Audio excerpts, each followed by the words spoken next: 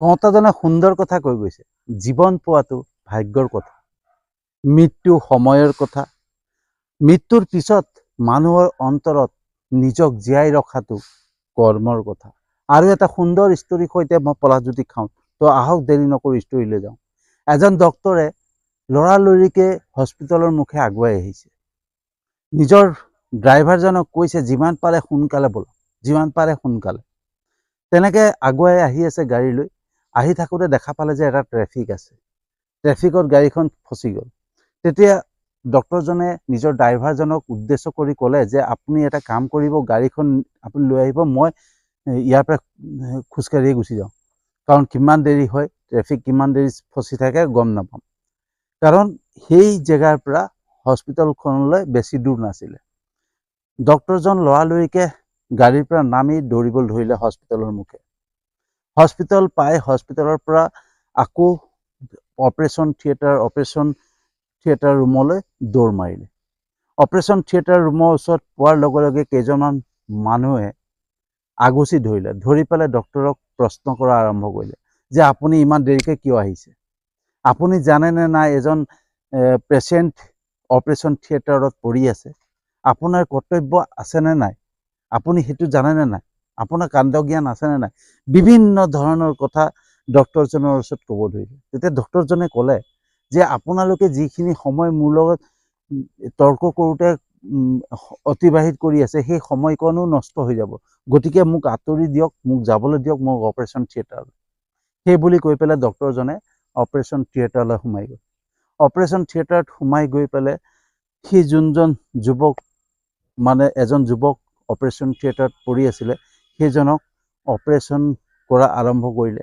প্ৰায় এঘণ্টা ধৰি অপাৰেশ্যন হ'ল। অপাৰেশ্যন হোৱাৰ পিছত ডক্টৰ এঘণ্টাৰ পিছত ওলাই আহিলে।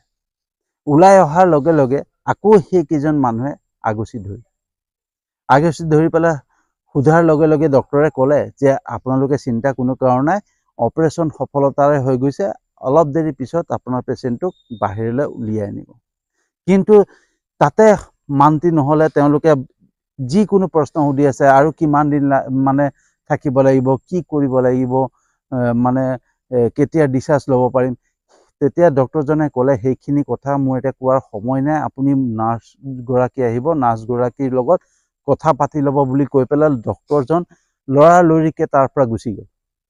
গুচি যোৱাৰ লগে লগে সেই মানুহকেইজনে ইজনে সিজনৰ লগত কথা পাতিবলৈ ধৰিলে। ডক্টৰজন ইমান ব্যৱহাৰ বেয়া, ইমান বেয়াকৈ কৰে, ইমান অহংকাৰী, আমাৰ কথা শুনাৰে সময় নাই তেওঁৰ, এনেকুৱা দেখুৱাইছে তেওঁ যেন বহুত ব্যস্ত। বিভিন্ন ধৰণৰ কথা সেই ডক্টৰজনৰ এগেইনষ্টে ক'বলৈ ধৰিলে, পাতিব ধৰিলে। তেনেকুৱাতে নাৰ্ছগৰাকী ওলাই আহে। নাৰ্ছগৰাকী ওলাই অহাৰ লগে লগে নাৰ্ছগৰাকীকো ক'বলৈ ধৰে যে আপোনালোকৰ ডক্টৰজন ইমান বেয়া ব্যৱহাৰ, ইমান অসভ্য, ব্যৱহাৰেই নাজানে। তেওঁ আমি কিবা এটা সুধি আছোঁ, আমাৰ উত্তৰ নিদিলে। তেওঁ মানে একদম নিজক ব্যস্ত দেখুৱাই পেলাই গুচি গৈছে। কেনেকুৱা ধৰণৰ ডক্টৰ আপোনালোকৰ? কোনো কাণ্ড জ্ঞান নাই আপোনালোকৰ ডক্টৰৰ, কোনো ব্যৱহাৰ নাই আপোনালোকৰ ডক্টৰৰ। তেতিয়া নাৰ্ছগৰাকীয়ে ক'লে যে আপুনি ডক্টৰজনৰ বিষয়ে তেনেকৈ নক'ব, আমাৰ সেই ডক্টৰজন বহুত ভাল, বহুত মহান ডক্টৰ তেওঁ। আৰু তেওঁ মহান হোৱাৰ কাৰণে, ভাল হোৱাৰ কাৰণেই আজি আপোনাৰ ল'ৰাটোৰ কাৰণে দৌৰি আহিছে। কাৰণ আজি সেই ডক্টৰজনৰ নিজৰ পুত্ৰৰ মৃত্যু হৈছে। তেওঁৰ পুত্ৰৰ মৃত্যু হোৱাৰ পিছতো তেওঁৰ পুত্ৰৰ মৃতদেহটো ঘৰত পেলাই থৈ আমি ফোন কৰাৰ লগে লগে যে এনেকুৱা এটা চিৰিয়াছ পেচেণ্ট আছে বুলি কোৱাৰ লগে লগে তেওঁ মৃতদেহ, নিজৰ পুত্ৰৰ মৃতদেহ এৰি পেলাই আপোনাৰ ওচৰলৈ আহিছে আপোনাৰ ল'ৰাটোক অপাৰেশ্যন কৰিবৰ কাৰণে।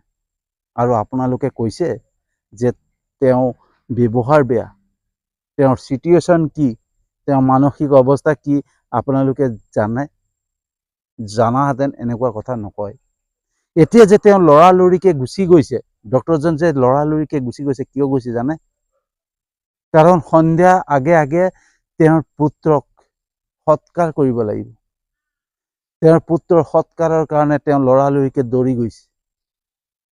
এইটোকে চিন্তা কৰক যে আপোনাৰ ল'ৰাটোক নিজৰ পুত্ৰৰ মৃত্যু হোৱাৰ পিছতো আপোনাৰ ল'ৰাৰ মানে চিৰিয়াছ বুলি খবৰ পাই তেওঁ যে আহি পেলাই অপাৰেশ্যন কৰি থৈ গ'ল, সেইটো চিন্তা কৰক। তেতিয়া নাৰ্ছগৰাকীৰ কথা শুনি মানুহকেইজনে দুখ কৰিবলৈ ধৰিলে, নিজকে দুখী অনুভৱ কৰিলে। অনুভৱ কৰি নাৰ্ছগৰাকীক ক'লে, বেয়া নাপাব, আমি আচলতে তেখেতৰ বিষয়ে জনা নাছিল। গতিকে এই ষ্টৰীৰ পৰা এটা বস্তু আমি শিকিব পাৰোঁ, ঠিক আছে, এটা ভাল মেছেজ পোৱা যায় যে আমি কেতিয়াও কাৰো পৰিস্থিতি নজনাকে, কাৰো চিটুৱেশ্যন নজনাকে অযথা মন্তব্য কৰিব নাপায়। কিন্তু আমি কেনেকুৱা ধৰণৰ মানুহ জানেনে, যে কাৰোবাৰ কথা, কাৰোবাৰ বিষয়ে নজনাকে কি পৰিস্থিতিত পৰি পেলাই কি কৰিছে, কি পৰিস্থিতিত আছে, সেই একো কথা নাজানো, নজনাকে আনৰ কথা শুনি পালে যিকোনো মন্তব্য কৰোঁ, যিকোনো সমালোচনা কৰোঁ। আমি কেতিয়াও তেনেকুৱা কৰিব নাপায়। আমি মানুহজনৰ বিষয়ে ভালকৈ জানি ল'ব লাগিব, মানুহজনৰ পৰিস্থিতিৰ বিষয়ে জানি ল'ব লাগে, মানুহজনৰ কি চিটুৱেশ্যনত আছে, কি চিটুৱেশ্যনত পৰি পেলাই কি কাম কৰি আছে, সেই সকলোখিনি জনাৰ পিছতহে আমি কাৰোবাৰ